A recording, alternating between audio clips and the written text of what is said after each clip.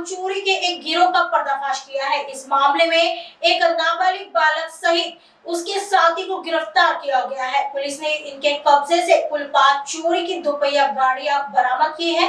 हालांकि इस गिरोह के 2 अन्य आरोपी अभी भी फरार हैं, जिनकी तलाश की जा रही है। मी PSI जगन्नाथ शेरकर, पोलीस ठाणे सीताबर्डी।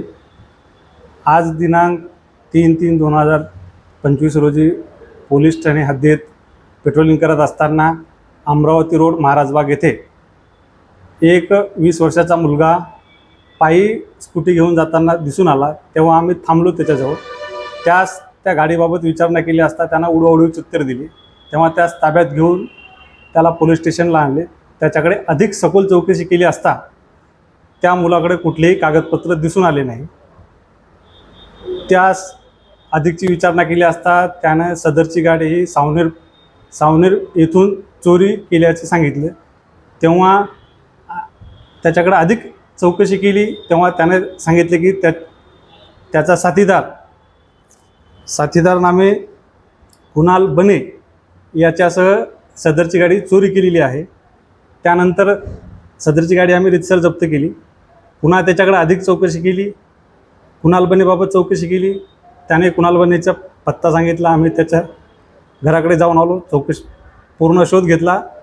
नंतर गुप्त बातमीदारामार्फत माहिती मिळाली की तो या ठिकाणी आहे। त्यास ताब्यात घेतलं। ताब्यात घेऊन त्याच्याकडं कुणाल बनेकडे पण एक गाडी होती, त्या गाडीबाबत विचारणा केली। त्याने पण उडवाउडवीची उत्तरं दिली। कुणाल बनेला पण आम्ही ताब्यात घेतलं, पोलीस स्टेशनला आणलं, त्या गाडीबाबत विचारणा केली। तेव्हा त्याने ती गाडी चोरी केल्याचं सांगितलं। ती कुणाल बनेकडे जी ताब्यात मिळालेली स्कूटी आहे ती आजनी पोलीस स्टेशन हद्दीतून चोरी गेल्याचं समजलं। ती आम्ही जप्त केलेली आहे।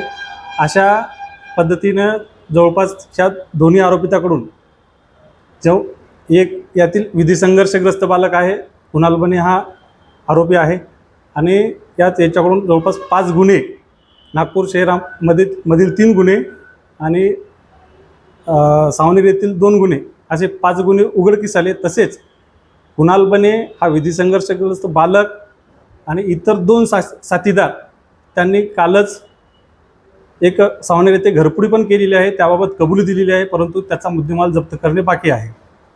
यामध्ये एकूण 5 वाहने जप्त करण्यात आलेले आहेत आणि एकूण मुद्देमाल 2,30,000 रुपयाचा जप्त करण्यात आलेला आहे।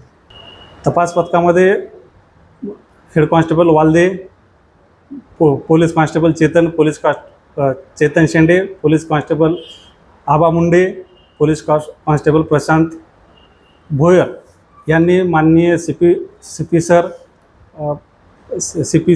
रवींद्र सिंगल साहेब, joint CP sir, DCP sir, या माननीय ACP साहेब, माननीय ओकोनी सर यांच्या मार्गदर्शनात आमच्या DB पथकाने कारवाई केलेली आहे।